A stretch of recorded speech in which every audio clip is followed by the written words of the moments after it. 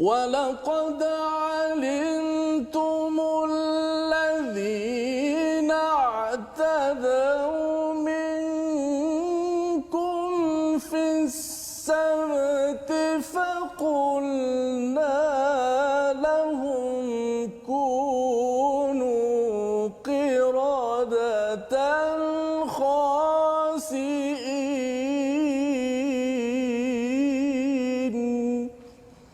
صدق الله العظيم. Surahul Azim. Assalamualaikum warahmatullahi wabarakatuh. Alhamdulillah wassalatu wassalamu ala Rasulillah wa ala alihi wa man walah. Asyhadu la ilaha illallah, asyhadu anna Muhammadan abduhu wa rasuluh. Allahumma salli ala sayidina Muhammad wa ala alihi wa sahbihi ajma'in. Amma ba'd. Apa khabar tuan-tuan dan puan yang berada di rumah, yang berada di depan kaca TV, di online di Facebook. Hari ini kita bertemu pada hari Jumaat ini untuk sesi ulang kaji kita selepas kita melihat halaman 10, 11, 12, 13, 14 dan pada hari ini kita amat bertuah bersama dengan dua orang yang istimewa, bersama dengan Ustaz Tirmizi dan Ustaz Abdullah Bukhari. Assalamualaikum Ustaz. Waalaikumsalam. Sihat Ustaz ya? Alhamdulillah. Alhamdulillah, terima kasih sudi bersama pada hari ini ya. Untuk sama-sama bersama dengan tuan-tuan yang berada di rumah untuk kita mengulang kaji. Kita melihat kembali kepada apakah pelajaran cahaya hidayah daripada Allah Subhanahu Wa Taala dengan penuh semangat kita pada hari ini, dan kita ingin memulakan majlis kita ini dengan doa yang dibacakan ya oleh para malaikat yang kita ingin sama-sama mengakui bahawa kita ini tidak ada apa-apa. Maha suci-Mu ya Allah, tidak ada ilmu kecuali yang Engkau ajarkan. Sesungguhnya Engkau yang Maha mengetahui, Engkau yang Maha bijaksana. Sama-sama kita baca subhanakala ilma lana illa ma 'allamtana innaka antal alimul hakim. Dan satu lagi doa, Rabbi zidni ilma. Ya Allah, tambahkanlah untukku, untuk kita semua tuan-tuan yang berada di rumah, ilmu yang mendekatkan diri kepada Allah Subhanahu Wa Taala. Alhamdulillah, pada hari ini kita ingin mengulang kaji daripada halaman 10 hingga 12 selepas kita melihat daripada halaman yang ke-7 lagi kisah Bani Israel, tentang mereka digelar juga dengan pelbagai perkara, dengan pelbagai cerita. Namun sebelum kita terus lanjut ke hadapan, saya ingin memperkenalkan tetamu kita pada hari ini adalah Ustaz Abdullah Bukhari, berasal daripada Kota Baru, Kelantan, sebagai panel pemikir ya di My Quran Time. Inilah orang-orang penting, individu yang amat berharga dalam program My Quran Time ini, lantaran ketika saya menyampaikan pada tuan-tuan yang berada di rumah, sebenarnya bukan sekadar saya, tetapi sebenarnya ada pemikir yang memberi input, yang membuat kajian yang amat-amat berpengalaman untuk sama-sama kita menghargai hidayah daripada Allah Subhanahu Wa Taala untuk terus kita istiqamah menuju ke syurga Allah Subhanahu Wa Taala.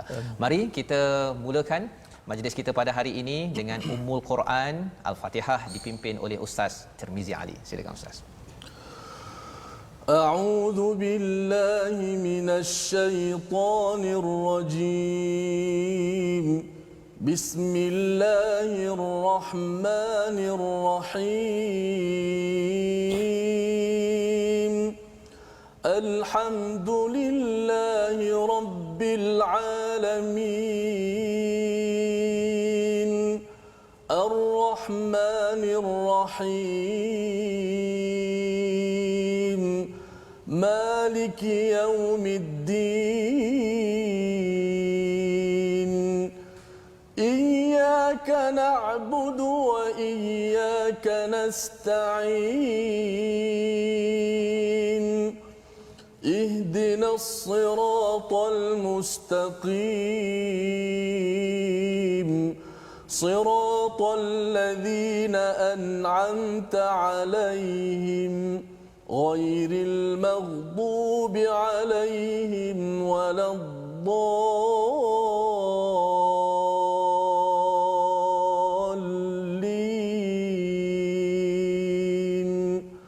آمين. Amin amin ya rabbal alamin. Terima kasih diucapkan pada Ustaz Tirmizi ya, membacakan surah Al-Fatihah sebentar tadi sebagai peringatan kepada kita yang kita baca pada setiap hari paling kurang 17 kali sehari, untuk kita mengingatkan pada diri kita, kita minta pada Allah Subhanahu Wa Taala dijauhkan daripada menjadi orang yang dimurkai dan yang disesatkan. dan salah satunya ialah kisah daripada halaman 7 lagi hingga halaman ke-19 bercerita tentang individu yang dimurkai, ya. Bagaimana kita nak jauh daripada perkara tersebut, inilah yang kita ingin ulang kaji bersama pada hari ini, Ustaz, ya. Jadi Ustaz, mungkin peringkat awal ini kita nak memperkenalkan Ustaz Abdullah Bukhari, Ustaz daripada pensyarah di UIA, ya, Universiti Islam Antarabangsa, Ustaz, ya. Dan Ustaz, kalau boleh bercerita sikit Ustaz, pengalaman Ustaz bersama dengan Al-Quran, ya, sebelum kita membicarakan sedikit pengalaman Ustaz menyampaikan tadabbur tafsir Al-Quran ini. Sebenarnya kalau ada satu poin penting untuk penonton di rumah yang perlu beri perhatian pada surah Baqarah ni, apa Ustaz? Silakan Ustaz. Okey, terima kasih. Alhamdulillahirabbil alamin. Allahumma salli wa sallim wa barik ala Muhammad wa ba'd. Terima kasih kepada Ustaz Fazrul, Ustaz Tirmizi dan sidang penonton yang dirahmati Allah sekalian. Assalamualaikum warahmatullahi. Bila kita kata surah Al-Baqarah, antara perkara penting pada surah Al-Baqarah dan surah Ali Imran, sebenarnya dua surah ini dipanggil Zahrawan. Itu dua surah yang cemerlang. Sebab apa? Dia cemerlang membuka pekung ataupun kesilapan-kesilapan yang telah dilakukan oleh Yahudi dalam surah Al-Baqarah, dan nanti surah Ali Imran pekung yang dilakukan oleh orang Nasrani, yang mana kedua-duanya disebut pada surah Al-Fatihah. Kata al-maghdubi alaihim dikatakan seperti orang Yahudi, dan yang waladhdallin itu dikatakan seperti orang Nasrani. Itu akan disentuh dalam surah Ali Imran. Dan bila kata surah Al-Baqarah, Al-Baqarah ni juga kenapa kita kata penting ke nak kena cerita buruk orang ni? Sebenarnya bukan nak cerita buruk ahli kitab, tetapi nak ceritanya kenapa Allah Ta'ala sebut kesilapan-kesilapan jenayah yang telah dilakukan oleh Bani Israel ataupun Yahudi di surah Al-Baqarah ini adalah untuk kita belajar supaya tidak mengulangi kesilapan mereka. Dan kita jangan salah faham, kita kata Al-Quran ni cerita umat lampau, tak ada kaitan dengan kita. Kita belajar persejarah, dan orang yang bijaksana, orang yang belajar persejarah mengulangi, menambah baik kegemilangan lampau dan menghindarkan kesilapan-kesilapan umat lampau. Masya-Allah. Terima kasih Ustaz. Itu adalah permulaan ulang kaji kita pada hari ini. Bagaimana bercakap tentang sejarah ini adalah untuk kita ambil pelajaran, ya, bukan sekadar kita baca-baca sahaja, mendengar kisah-kisah lampau Ustaz, ya. Tapi sebenarnya nak ambil pelajaran yang kita doakan. Terima kasih kepada tuan-tuan yang tetap setia, ya, sehingga halaman yang ke-14 pada hari ini, kerana ini adalah hadiah daripada Allah untuk kita baiki balik, sebagaimana Ustaz Abdullah Bukhari maklumkan tadi, baiki apa yang lampau dan kita menuju ke depan yang pastinya kita ingin bertemu Allah dalam keadaan qalbun salim, dengan hati yang aman sejahtera. Maka pada hari ini kita melihat kepada halaman yang ke-10 Ustaz, ya.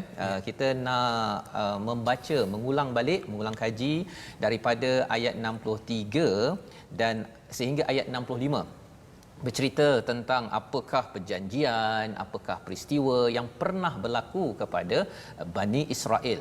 Maka kita jemput kepada Ustaz Tirmizi untuk membacakan ayat 63 sehinggalah ayat yang ke-65, insya-Allah. Terima kasih Fadhil Ustaz Tuan Fazrul yang saya muliakan. Guru kami semua, sebenarnya saya dah berguru dengan Ustaz tapi dalam YouTube lah. So kalau Ustaz Abdullah Bukhari tak mengaku saya nak murid pun, Ustaz Abdullah Bukhari dalam YouTube itulah guru saya. Masya-Allah. Jadi seorang yang saya kagumi, mufassir daripada UIAM Kelantan, Ustaz. Kelantan. Oh, Kelantan kita. Dan malah sebenarnya memang saya sebelum mula program My Quran Time, saya teks dulu kepada Ustaz kan, nak dapatkan nasihat-nasihat dan sebagainya. Antara nasihat Ustaz ialah kena jaga stamina, kan. Dan stamina fizikal satu, tetapi lebih daripada situ ialah stamina dari segi intisari daripada Al-Quran yang dikongsikan bersama dengan tuan-tuan. Jadi itu antara nasihat Ustaz. Jadi ada peluang saja kita jemput sekali Ustaz bersama. Alhamdulillah Ustaz Sudi, moga-moga tuan-tuan berada di rumah tolong doakan Ustaz Abdullah Bukhari, kami semua dapat bersama dengan tuan-tuan menyampaikan serba sedikit nur hidayah daripada Allah ini untuk manfaat kita bersama, insya-Allah. Silakan Ustaz. Okey, baik, sidang penonton-penonton, sahabat-sahabat Al-Quran, kita baca, kita cuba faham dan amal daripada ayat 63 hingga ke 65. Insya-Allah kita baca terlebih dahulu. A'udzubillahi minasyaitonirrajim. وإذ أخذنا ميثاقكم ورفعنا فوقكم الطور خذوا ما آتيناكم بقوة واذكروا ما فيه لعلكم تتقون ثم توليتم من بعد ذلك فلولا فضل الله عليكم ورحمته لكنتم من الخاسرين ولقد علمتم الذين اعتدوا منكم في السبت فقلنا لهم كونوا قردة خاسئين. Sadaqallahul Azim. Sadaqallahul Azim. Ini adalah berkaitan dengan peristiwa pada ayat yang ke-63 itu, dan ingatlah ketika kami mengambil janji kamu dan kami angkat gunung Sinai di atasmu sambil berfirman, berpegang teguhlah dengan apa yang telah kami berikan kepadamu dan ingatlah apa yang ada di dalamnya agar kamu bertakwa. Inilah seruan daripada Allah untuk Bani Israel untuk mengambil apa yang diberikan oleh Allah SWT dengan penuh kekuatan, ya, dengan segala potensi yang ada, dan ingatlah ma fihi la'allakum tattaqun, apa yang ada di dalamnya itu agar lebih bertakwa. Apa maksud takwa? Untuk mereka itu fokus mencari penyelesaian segala cabaran hidup ini dengan meminta pertolongan daripada Allah SWT.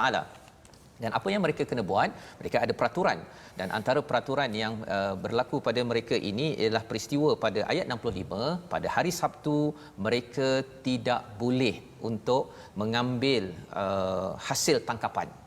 Dan tetapi kerana mereka degil, maka apa yang berlaku pada waktu itu ialah mereka jadi seperti kera. Jadi kera ke jadi seperti kera?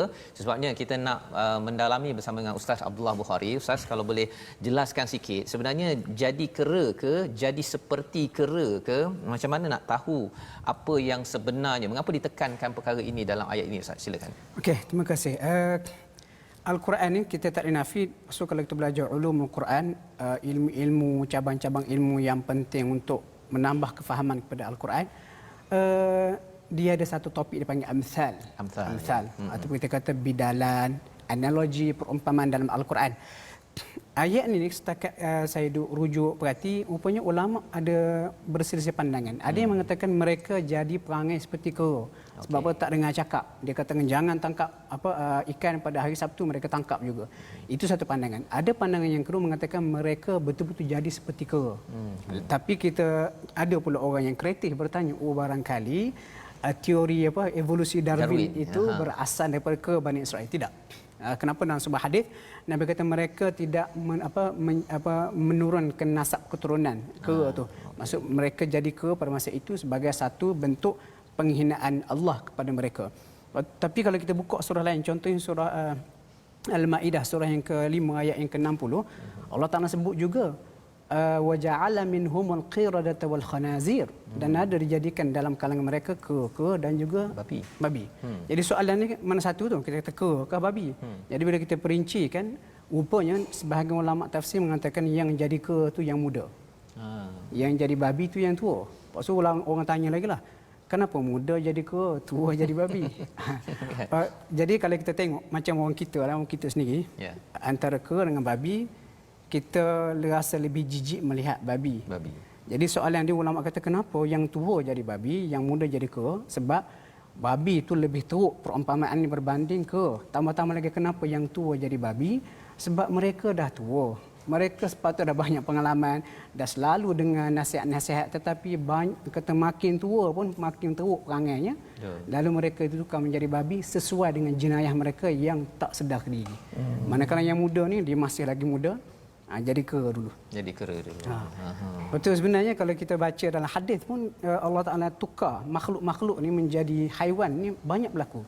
Antara contoh kalau kita buka dalam Sahih Bukhari ketika mentafsirkan ayat surah Asy-Syu'ara ayat 87, cerita Nabi Ibrahim alaihissalam, antara doa baginda Dan surah Asy-Syara dia kata wala tukhzini yauma yub'atsun.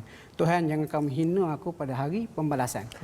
Dan dalam hadis Sahih Bukhari ketika menghuraikan ayat itu diceritakan di akhirat besok Nabi Ibrahim bertemu dengan ayahnya Azar. Nanti bila sampai juzuk 7 nanti saya percaya Ustaz Fazrul akan beri ulasan yang baguslah. Dan ketika bertemu dengan Azar dan Sahih Bukhari sebut di akhirat besok bertemu dengan Nabi Ibrahim dia mengaku salah. Lalu Nabi Ibrahim pun minta supaya Allah Taala merahmati ayahnya. Tiba-tiba pada masa itu disebut Azar ditukar menjadi seekor haiwan iaitu dubuk. Dubuk yang bergeluman dengan najis. Lalu ulama tafsir, ulama hadis menghuraikan kenapa dubuk.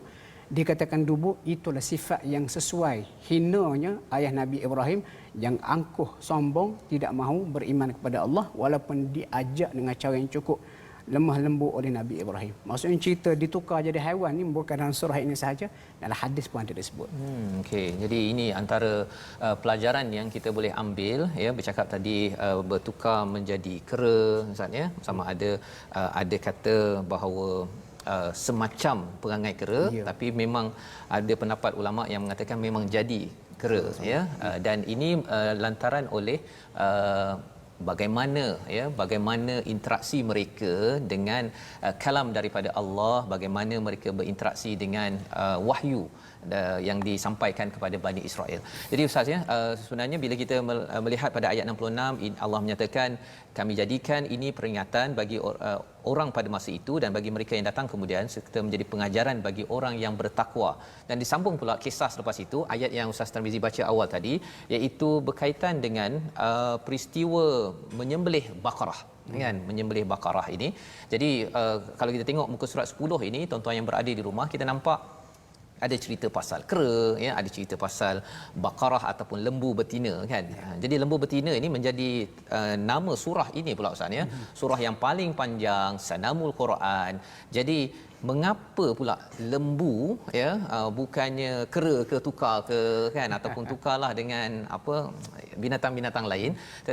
Apa yang ada di sebalik Baqarah ini Ustaz? Silakan.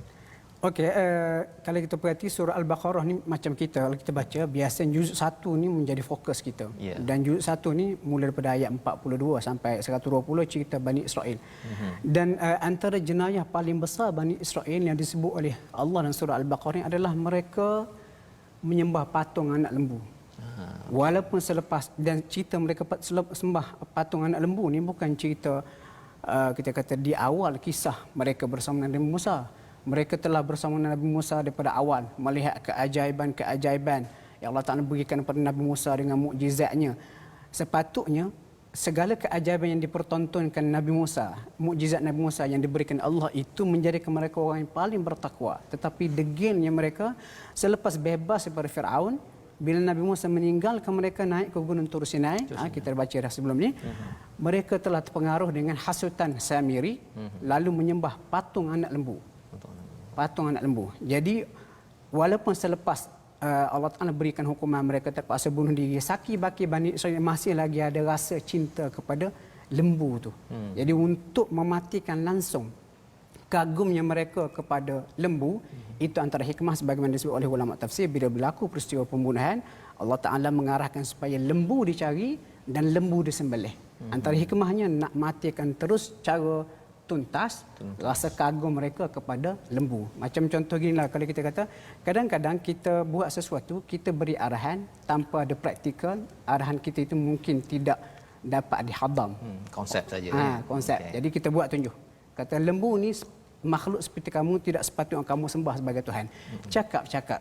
Jadi Allah Ta'ala nak ajar mereka supaya matinya akidah itu bersama matinya lembu disembelih itu. Itu antara hikmahnya lah. Jadi hikmah itu berlaku pada waktu itu ya. Kalau kita tuan-tuan yang berada di rumah, kalau kita merujuk kepada ayat 67 ini yang kita sedang bincangkan sekarang, tadi bercakap tentang mereka diubah menjadi kera, dan bercakap pada ayat 67 ini Baqarah ya, malah diteruskan dengan pertanyaan Bani Israel ini, apa dia, apa warnanya ya, dengan beberapa pertanyaan. Ini adalah satu catatan. Cuma bila kita nak kaitkan zaman sekarang Ustaz ya, kalau mereka ini menyembelih lembu ya. Kalau kita zaman sekarang ni, apa pelajaran yang boleh kita congkil daripada ayat-ayat ini ya? Terutama zaman sekarang ni kebanyakan orang Islam tak adalah menyembah lembu kan. Sebenarnya apa kaitan dengan kita zaman ini Ustaz?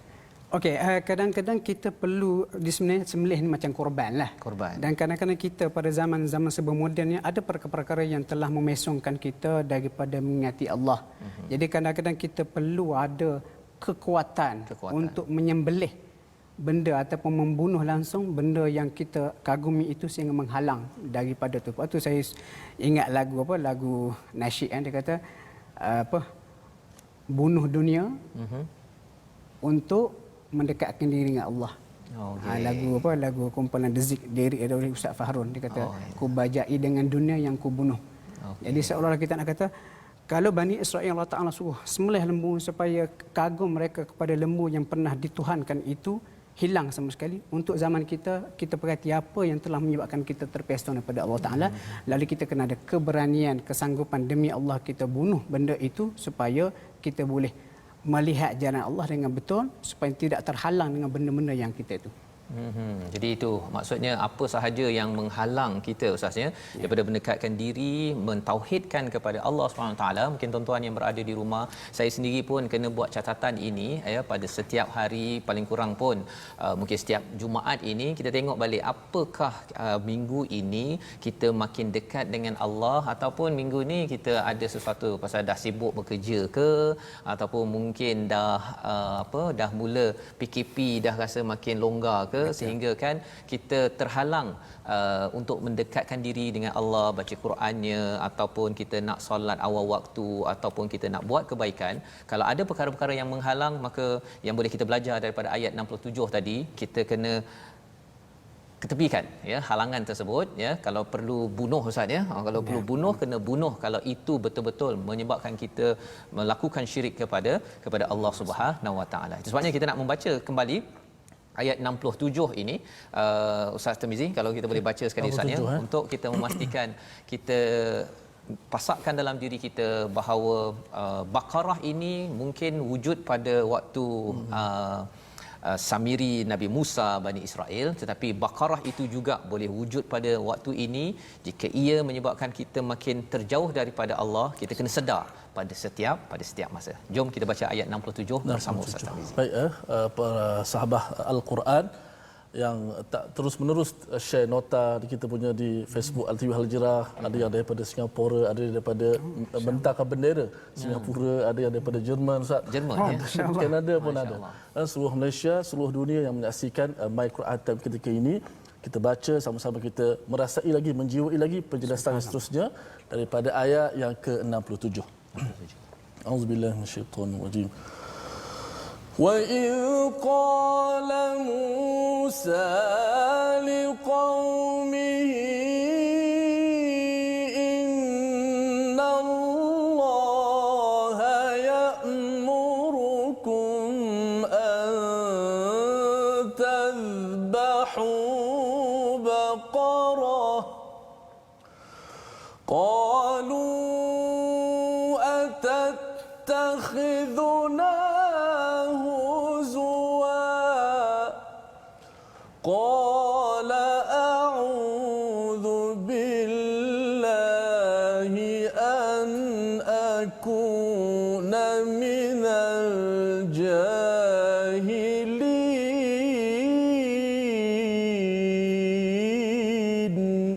Sadaqallahul azim. Sadaqallahul azim. Ayat 67. Dan ingatlah ketika Musa berkata kepada kaumnya, Allah memerintahkan kamu agar menyembelih seekor lembu betina. Mereka bertanya, adakah engkau akan menjadikan kami sebagai bahan ejekan? Dia, Nabi Musa menjawab, aku berlindung kepada Allah agar tidak termasuk orang-orang yang bodoh, yang mengejek-ngejek atas dasar agama. Ini yang kita belajar sedikit daripada ayat 67, dan Ustaz Abdullah Bukhari berkongsi sebentar tadi, iaitu bahawa kita kena pastikan kalau ada Baqarah ataupun berhala-berhala, bukan tak boleh makan lembu Ustaz ya, boleh ya, tetapi Baqarah ini lambang kepada berhala. Kalau katakan ini wujud, kita kena sedar, kita perlu jauhkan, ataupun kalau tahap ini disembelih Ustaz ya. Dan ada seorang Sabarino Mat Hasan mengatakan di Facebook sekarang ini, ramai yang lalai dengan kewujudan handphone. Semoga kita mendapat hidayah. Ustaz, boleh tak kaitkan sikit Ustaz? Adakah handphone ini macam Baqarah juga ataupun lain? Pasal khawatir nanti salah diterjemah ke. Betul, tapi betul. mungkin ada kebenaran. Silakan Ustaz. Sebenarnya bagi saya Baqarah tu lebih kepada nafsu dalam diri kita. Nafsu ni sebenarnya dalam surah Al-Jathiyah Allah Ta'ala sebut, dia kalau kita tak kawan dia boleh menjadi Tuhan. Jadi sebenarnya bukan kita perlu sembelih nafsu, nafsu yang mendorong kita untuk melakukan kejahatan. Telefon tu adalah satu keperluan. Kalau tak ada telefon, kita tak boleh tengok live sekarang ni. Tak boleh tengok live sekarang ni tuan-tuan yang Maksudnya- berada. Share sekarang tuan-tuan ya. Okey. Maksud sekarang ni, nafsu kita yang tidak dapat mengawal kegunaan telefon itu yang boleh menyebabkan kita terpesong. Jadi kita kena fokus cara yang betul. Yeah. Maksud kita bunuh nafsu-nafsu atau kita kawal nafsu yang boleh memesongkan kita seperti Bani Israel terpesong jauh kerana berhala ini. Berhala itu tadi, masya-Allah ya. Jadi yang difokuskan di situ adalah nafs dalam diri manusia Ustaznya yang perlu dialurkan pada tempat yang betul, bukan bunuh telefon. Kalau bunuh telefon buanglah kan, ataupun buang TV dan sebagainya. Tapi rupa-rupanya hawa nafsu itu masih belum disembelih, yang akhirnya nanti ia masih lagi menular dalam kehidupan kita seharian. Jadi inilah pelajaran yang kita boleh ambil pada hari ini tuan-tuan ya. Dan sudah tentunya bercakap dengan di hujung ayat 67 itu, a'udzubillahi an akuna minal jahilin ya, itu doa daripada Nabi Musa Ustaz ya. Boleh tak dia diamalkan, dan apa isi al-jahilin ini spesifiknya kalau boleh Ustaz? Jahil ni sebenarnya gini, kalau kita buat sesuatu yang tidak diridai Allah Ta'ala, itu masuk kategori jahil. Dan sebenarnya doa yang sama kalau kita perhati dalam surah Hud, Nabi Nuh alaihi salam pun apabila baginda bertanya sesuatu kepada Allah, kenapa anaknya ditenggelamkan, Allah Ta'ala menegur. Lalu di hujungnya Nabi Nuh alaihi salam kata, inni a'idzuka an takuna min an akuna minal jahilin. Aku juga mohon perlindungan dengan Allah daripada jadi orang yang jahil ataupun yang bodoh. Maksudnya kita kadang-kadang tindakan-tindakan kita boleh menyebabkan kita terjerumus ke dalam dosa ataupun memangsakan orang lain. Jadi tindakan Nabi Musa alaihi salam di sini bertindak mengarahkan Bani Israel supaya sembelih lembu, bukan sahaja nak main-main. Dan kita kena ingat Nabi-Nabi ni tak bermain dengan isu agama. Dan orang yang bermain dengan isu agama adalah bukan orang beriman. Disebut dalam Al-Quran, itu adalah sifat-sifat orang yang munafik dan sebagainya. Masya-Allah. Itulah perkara yang perlu kita beri perhatian, iaitu kita tidak mahu jadi orang yang jahil. Biasa orang cakap jahil ini tak belajar tinggi ya, tetapi orang yang jahil ini sebenarnya bila memain-mainkan isu agama, bila memandang rendah, memandang ringan pada seruan daripada Allah. Moga kita terus kuat. Kita bertemu kembali tuan-tuan sekalian. Kita berehat sebentar. My Quran Time, baca, faham, amal, insya-Allah.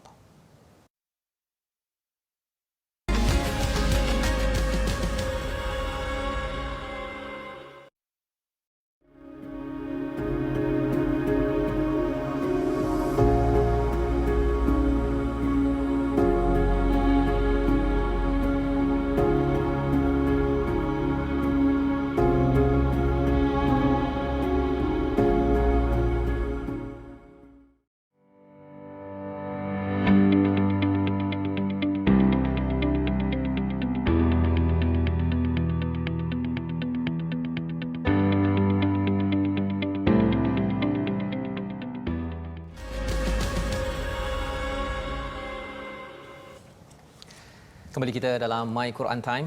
Hari ini kita istimewa bersama dengan Ustaz Abdullah Bukhari bin Abdul Rahim Al-Hafiz daripada UIA, yang bersama menjadi barisan pemikir bagi My Quran Time untuk sama-sama kita menggali lagi apakah isi kandungan daripada Al-Quran, untuk terus kita yakin bahawa Al-Quran ini adalah sebagai nur cahaya daripada Allah Subhanahu Wa Taala, untuk kita pergi lebih jauh ke hadapan dan lebih yakin untuk hidup berpandukan panduan daripada Allah Subhanahu Wa Taala. Pada kali ini kita ingin menyambung halaman yang ke-11 di mana kita bercakap tentang mengapa degilnya Bani Israel, dan kita tahu bahawa ia bukan sekadar Bani Israel, ada kaitan dengan kita pada tahun ini. Kita nak melihat kepada kedegilan itu ada kaitan dengan hati, dan salah satu ayat yang disentuh adalah pada ayat yang ke-74. Mari sama-sama kita membaca dipimpin oleh Ustaz Tirmizi ayat 74 untuk kita memahami apakah yang dimaksudkan dengan hati keras dan bagaimana kita nak mengelakkan perkara ini jadi pada saya, kepada tuan-tuan kita yang berada di rumah. Jadi Ustaz, sama-sama. Baik, terima kasih Al-Fadhil Ustaz Fazrul, bintang ilmuwan kita Al-Fadhil Ustaz Abdullah Bukhari. Tadi ada penonton komen kata penjelasan yang praktikal dan relatable daripada Ustaz Abdullah Bukhari, mudah untuk difahami. Ya, Ustaz. alhamdulillah. Mudah-mudahan kita masuk ke penjelasan yang seterusnya untuk sama-sama kita membaca, kita memahami ayat tersebut insya-Allah. A'udzubillahi minasyaitonirrajim. ثم قست قلوبكم من بعد ذلك فهي كالحجارة أو أشد قسوة وإن من الحجارة لما يتفجر منه الأنهار وإن منها لما يشقق فيخرج منه الماء وإن منها لما يهبط من خشية الله وما الله بغافل عما تعملون صدق الله العظيم. Surah Al-Allahul Azim. Kemudian setelah itu hatimu menjadi keras sehingga seperti batu. Pada ayat 74 Allah nyatakan bahkan lebih keras daripada itu. Padahal dari batu-batu itu pasti ada sungai-sungai yang airnya memancar daripadanya, ada pula yang terbelah lalu keluarlah mata air daripadanya, dan ada pula yang meluncur jatuh kerana takut kepada Allah, dan Allah tidaklah lengah terhadap apa yang kamu kerjakan. Tuan-tuan sekalian, ayat ini hadir selepas ayat 73. Di hujung itu Allah menyatakan la'allakum taqilun, agar kamu berakal, menggunakan akal. Akal ini adalah satu potensi yang besar dalam kehidupan kita, tetapi diikuti selepas 73 itu ayat 74 summa qasat qulubukum, iaitu kemudian menjadi keras hati-hati kamu. Allah bercakap kepada orang-orang Yahudi, tetapi dalam masa yang sama juga kepada hati kita ini boleh jadi keras kerana apa dan mengapa pula ada perkataan seperti batu lebih keras dan keluar air, keluar terbelah mengeluarkan air, ataupun yang terhempas takut kepada Allah. Ini adalah satu perumpamaan, salah satu disiplin dalam ulumul Quran, ilmu Quran yang kita ingin dalami bersama dengan Ustaz Abdullah.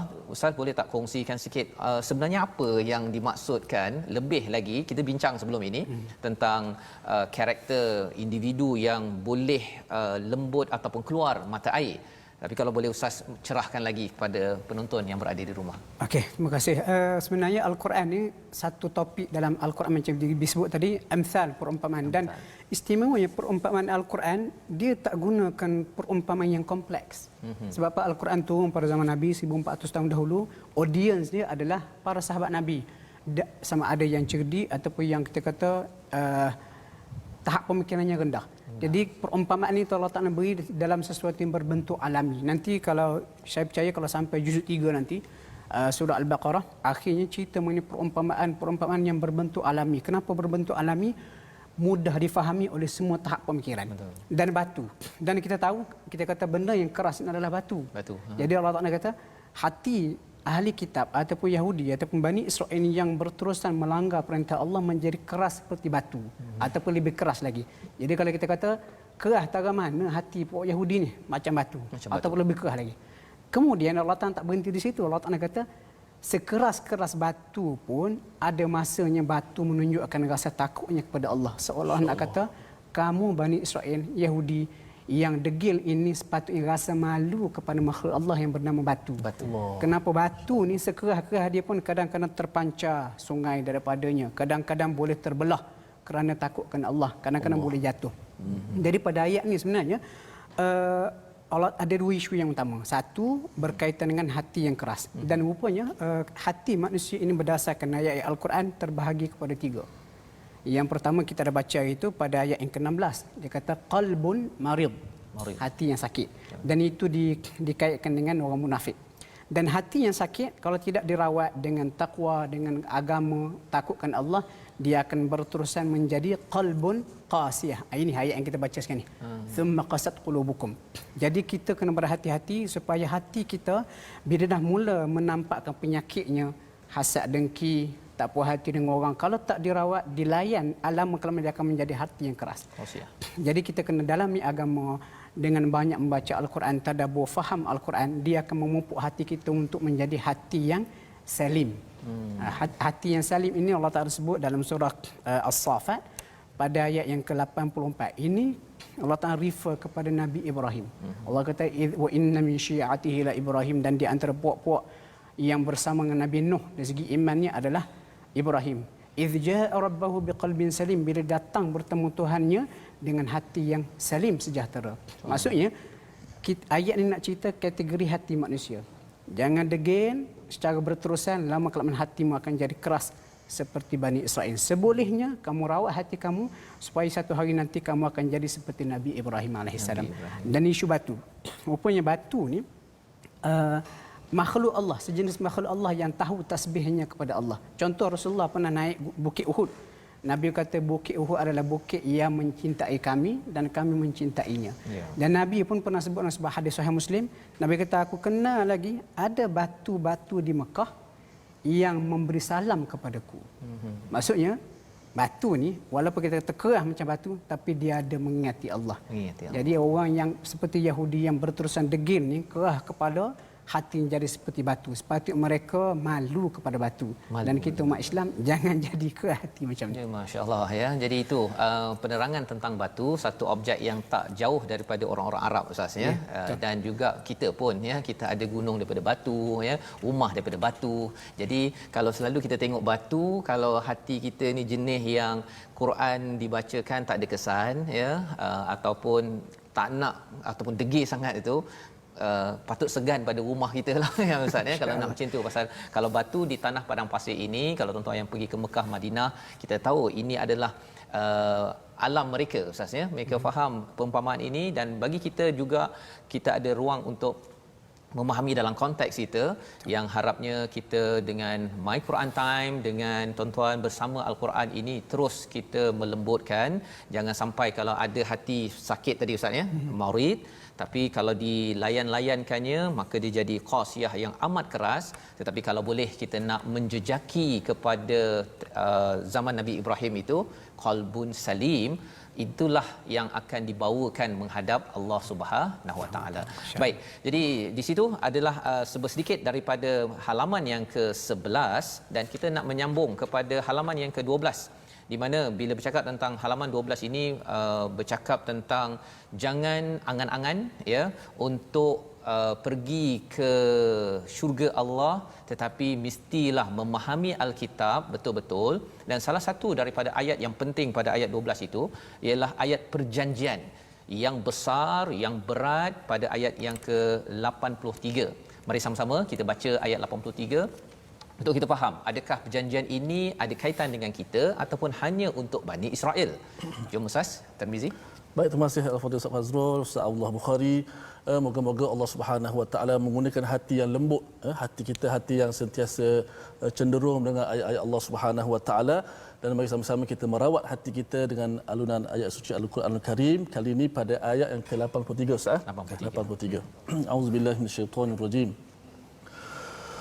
وَإِذْ أَخَذْنَا مِيثَاقَ بَنِي إِسْرَائِيلَ لَا تَعْبُدُونَ إِلَّا اللَّهَ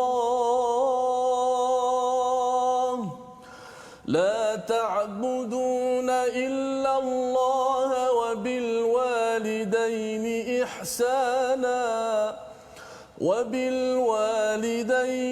إحسانا وذي القربى واليتامى والمساكين وقولوا للناس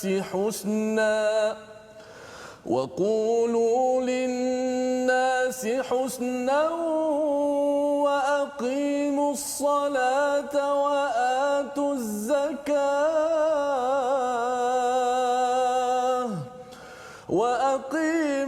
الصلاة وآتوا الزكاة ثم توليتم إلا قليلا ثم توليتم إلا قليلا منكم وأنتم معرضون صدق الله العظيم. Surah Al-Azim ini adalah daripada ayat 83. Sebelum ini kita pada ayat yang ataupun pada halaman yang ke-11 Allah bercakap tentang peristiwa ataupun jenis hati tersebut, dan bila diingatkan pada Nabi sallallahu alaihi wasallam pada ayat 75, adakah kamu inginkan ya mereka beriman, wa qad kana fariqum minhum yasma'una kalam Allah, ya mereka ini sudah memberi ataupun membahagi-bahagikan, mereka ada pelbagai cara untuk degil, pelbagai cara untuk degil. Dan kali ini Allah mengingatkan kembali, ya Allah mengingatkan kembali kepada Bani Israel pada ayat yang ke-83, wa idz akhadna mithaqa bani Israel. Jadi perjanjian ini adalah perjanjian yang tidak asing kepada Bani Israel, tetapi Allah bawakan untuk kita pada tahun ini untuk kita baca bersama. Sebenarnya apakah kandungan ini Ustaz, ya? Adakah ini hanya syariat pada zaman dahulu, ataupun kalau Allah nak beritahu kepada kita, boleh je Allah beritahu okey ini kamu kena buat. Jadi apa dia punya rahsia di sebalik ayat 83 ini, terutama bila dalam ayat ini ada perkataan waqulu linnasi husna, ya bercakaplah dengan manusia dengan cara yang baik. Nampak macam ini buat baiklah ni, kan? Tapi zaman sekarang ni Ustaz, isi ini adakah relevan dan sejauh mana ianya perlu diberi perhatian? Okey. Ayat ni sebenarnya relevan kepada kita walaupun dia menceritakan Bani Israil. Di awal tadi saya kata apa tujuan kita baca cerita umat lampau. Yang baik kita ambil tambah nilai sesuaikan dengan zaman kita. Yang buruk kita jauhkan. Dan pada ayat ni walaupun di awalnya Allah Taala sebut mitsaq Bani Israil, perjanjian dengan Bani Israil, tetapi kontennya sentiasa relevan sesuai dengan kita. Dan kalau kita perhati secara umum ayat 83 ni dia mengandungi isu akidah, syariat dan juga akhlak. Akidahnya Allah kata la ta'buduna illallah. Jangan sembah melainkan Allah. Kemudian dari segi syariatnya kita boleh tengok di hujung tu wa aqimus solah wa atuz zakah. Cuma syariat dia berbezalah, macam untuk kita solatnya 5 waktu dan sebagainya, tapi pada zaman Nabi Musa untuk Bani Israil kadar rakaatnya lain, waktunya lain. Zakat pun kalau kita 2.5%, untuk mereka lain kadar zakatnya. Maksud itu mungkin berubah, tetapi prinsipnya akidah, syariat dan juga akhlak. Dan antara yang menarik boleh kita sentuh pada ayat ini adalah isu berkaitan dengan akhlak. Akhlak yang berbuat baik kepada ibu bapa. Ini kekal dulu sampai sekarang. Kemudian kepada kaum kerabat, anak yatim dan sebagainya. Kemudian yang paling menarik ayat ni yang saya rasa paling sesuai dengan zaman kita ni, zaman media sosial ni, dosa pahala semudah memetik jari. Allah kata waqulu linnasi husna, dan katakanlah kepada manusia dengan kata-kata yang baik. Yang menariknya ulama tafsir kata kenapa Allah Taala sebut waqulu linnas, katakan kepada manusia. Kenapa Allah Taala kata waqulu li ikhwanikum husna? Kenapa kamu tak katakanlah kepada saudaramu? Maksudnya bila sebut linnas dia merujuk pada semua manusia tanpa mengira kaum kerabat kita. Sebab kita ni orang yang dekat dengan kita jaga hati. Kalau orang yang jauh dari kita main tembak ikut dan lepas tu qulu berkata-kata ni pula jangan sempit. Kata-kata itu merujuk pada kata-kata lisan. Sekarang ni dalam media sosial ni tuan-tuan, masya-Allah. Sekarang banyak komen-komen ni bercakaplah tu, ya. Bercakaplah tu. Cuma alhamdulillah ini semua qulu linnasi husna. Masya-Allah, masya-Allah. Sekarang ni orang kita ni bercakap menggunakan tangan. Dan tangan pula digunakan dalam media sosial. Kadang-kadang bila kita baca komen-komen seolah-olahnya orang tak nampak berkata-kata melalui tangan dalam media sosial ini boleh mengundang dosa yang sangat dahsyat. Jadi ayat ni kesimpulannya, kalau kita nak kata ayat ini mengandungi aspek akidah, syariat dan juga akhlak. Dan akhlak yang sangat relevan pada kita, semuanya relevan. Dan sekarang ni mungkin ramai yang terlepas pandang adalah berkata-kata baik kepada orang secara zahir dan juga secara maya melalui media sosial. Media sosial ni, masya-Allah, ini antara perkara yang boleh kita belajar, ya, pada ayat 83 ini. Banyak perkara yang Allah bawakan dalam satu ayat ni saja Ustaz ya, berkaitan dengan akidah ya, berkaitan dengan akhlak dan berkaitan dengan ibadah ya. Dan kalau kita lihat balik pada surah Al-Fatihah, kita nampak bahawa memang ada isu akidah, memang ada isu syariat ataupun ibadah dan juga akhlak yang kita baca saban hari, dan inilah penerangan tambahannya. Salah satunya waqulu linnasi husna Ustaz ya. Dan bila bercakap tentang waqulu linnasi husna, ayat ini dibaca oleh orang Islam itu utama je lah ya, bagi tuan-tuan yang berada di rumah. Kemudian Allah cakap Bani Israel kan. Kemudian waqulu linnasi husna, berkata baik itu bukan sekadar pada Bani Israel, tetapi pada semua manusia. Jadi sebenarnya Ustaz, ini mungkin ulumul Quran yang boleh Ustaz kongsikan dengan penonton di rumah. Sebenarnya bila tengok kepada Bani Israel ke, tengok Firaun ke, tengok apa sahaja di dalam Al-Quran ini, sebenarnya macam mana cara kita mensikapi ayat tersebut agar menjadi panduan bagi tuan-tuan yang berada di rumah. Bila kita baca ayat Quran itu, tak adalah kita kata ini Bani Israel, ini masalah mereka, bukan masalah aku. Sila Ustaz. Okey, pertama sekali saya suka ambil ayat ni biasa orang kita pakai, syifa. Al-Quran tu syifa. Dan saya suka ambil ayat dalam surah Yunus, ayat yang ke-57. Allah kata, ya ayyuhan nas, wahai sekalian manusia. Bila sebut sekalian manusia, dia termasuk muslim, non muslim dulu dan juga sekarang. Allah kata, qad ja'atkum maw'izatun min rabbikum, telah datang pelajaran daripada Tuhanmu, wa syifaa'un lima fis sudur, dan juga penawar kepada penyakit-penyakit dalam hati.